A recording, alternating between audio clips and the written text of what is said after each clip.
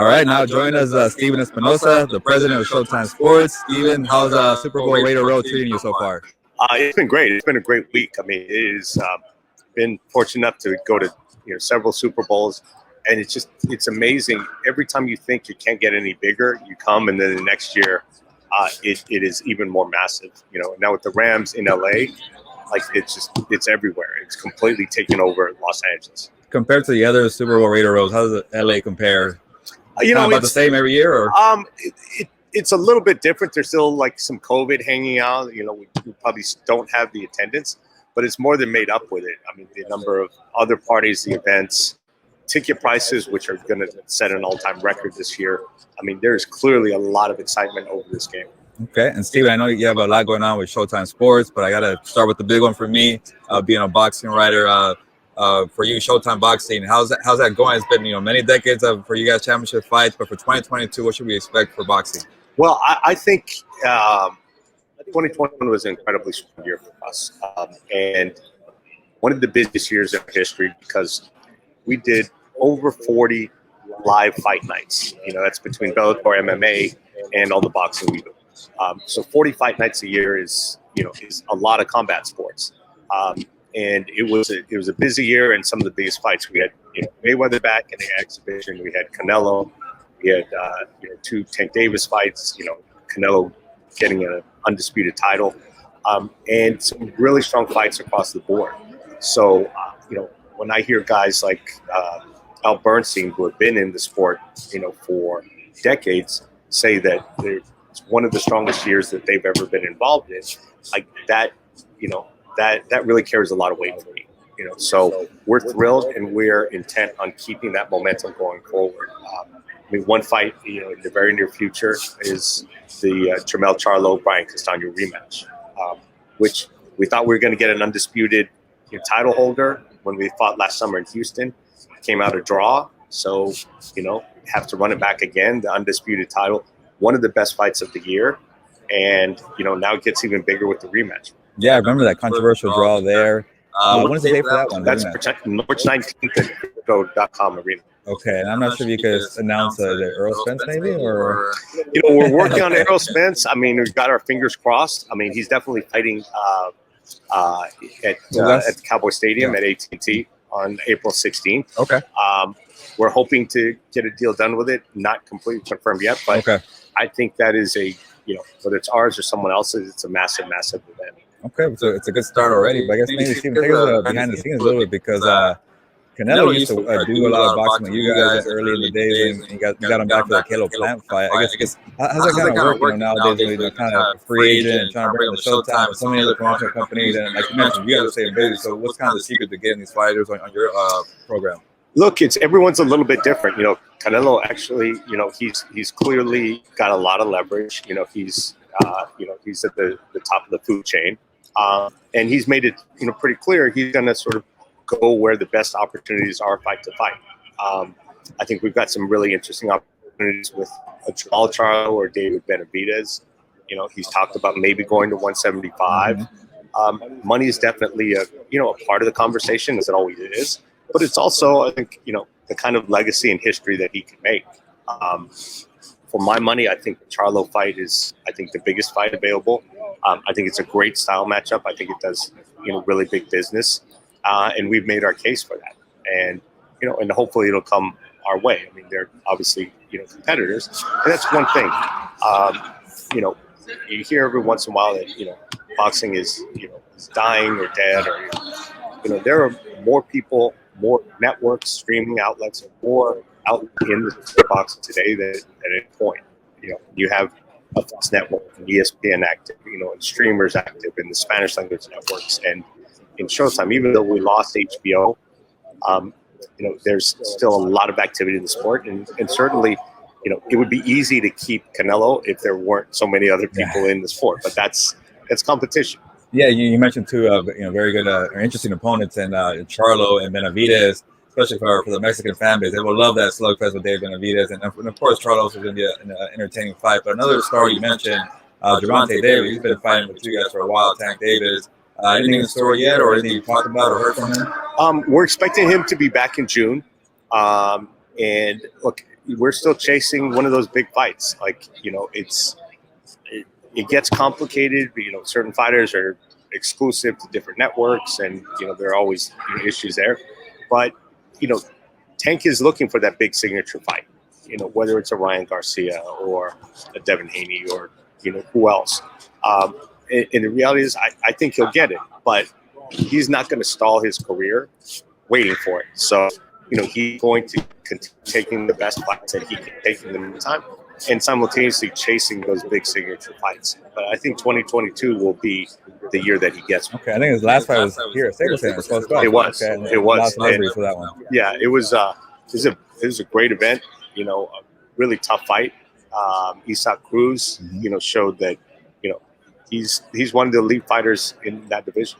And Steven, I guess because I asked you about Gervonta, I should probably ask you about Floyd Mayweather, and I know he's still busy, but how's the relationship with him? Oh, absolutely. He's great. He's always got his fingers in something interesting. He's never misses Super Bowl. I've run into him this week, and I don't get the question as much anymore. I mean, I think people understand that he is retired. He'll do an exhibition here or there, and I think there's certainly a demand. The reality is, he left with his skills at such a high level. Like, whenever that happens, not that you want to see people break down, but there's sort of a demand for more. We want to see more from Floyd because, he left the game at a point where he was still the best fighter in the sport. Yeah, I remember after he fought Andre Berto, I'm sure you got that question many times about when he's going to come back and come back for the Conor McGregor fight. He's done. No, come back for the Logan Paul fight. So I'm sure you probably get maybe a little tired about hearing when he comes back. Yeah, I don't get it as much anymore because people, I think, message. But certainly now that he's doing some exhibitions and some other business, the question comes up: could you do a De La Hoya rematch? Who knows?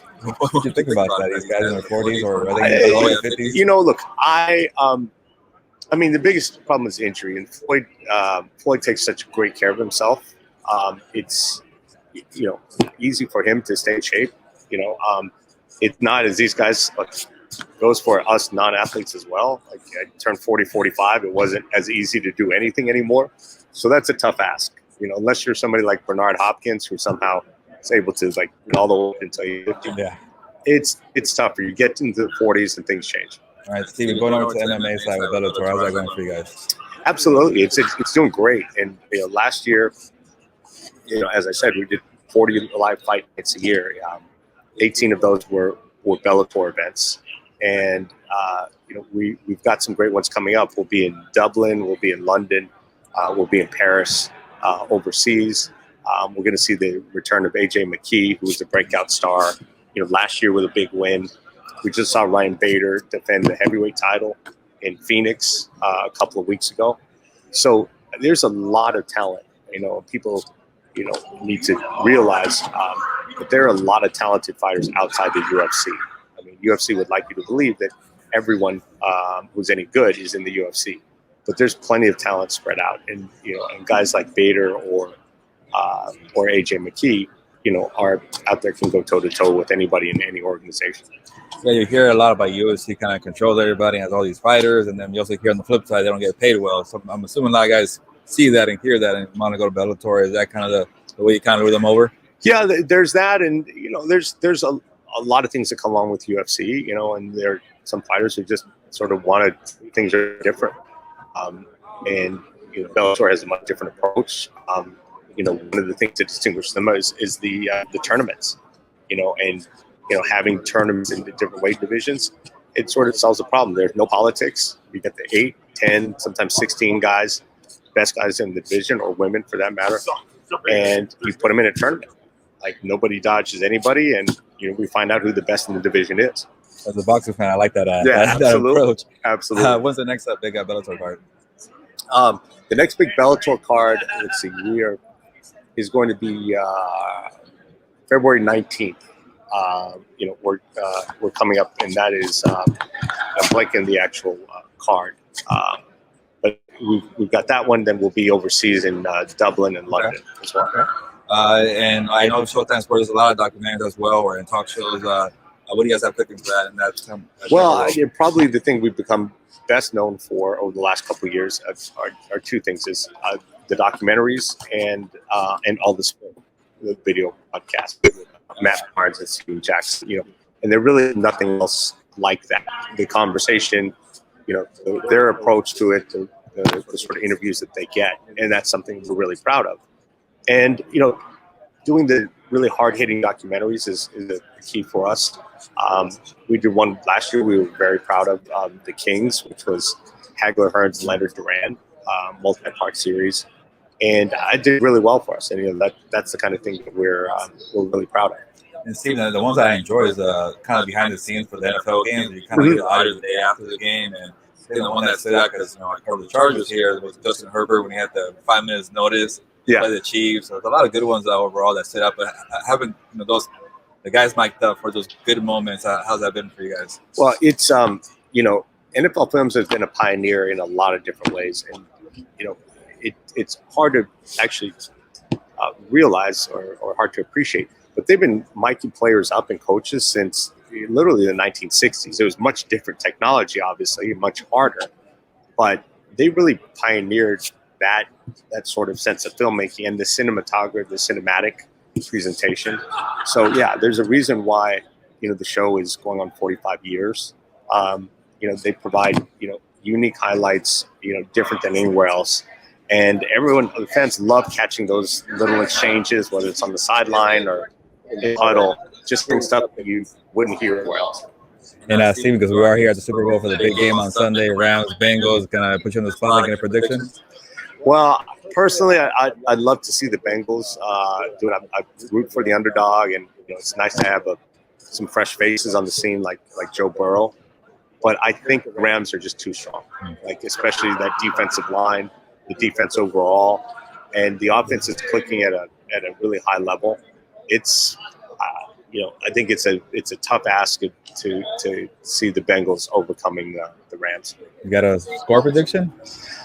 I think it'll be relatively high scoring. I'm saying I'd say 31-24 Rams. Rams? Okay. Yeah. All right, the home team winning. Yeah. Steven, it was a pleasure talking to you, catching up. Appreciate the time. Absolutely. Good to see you.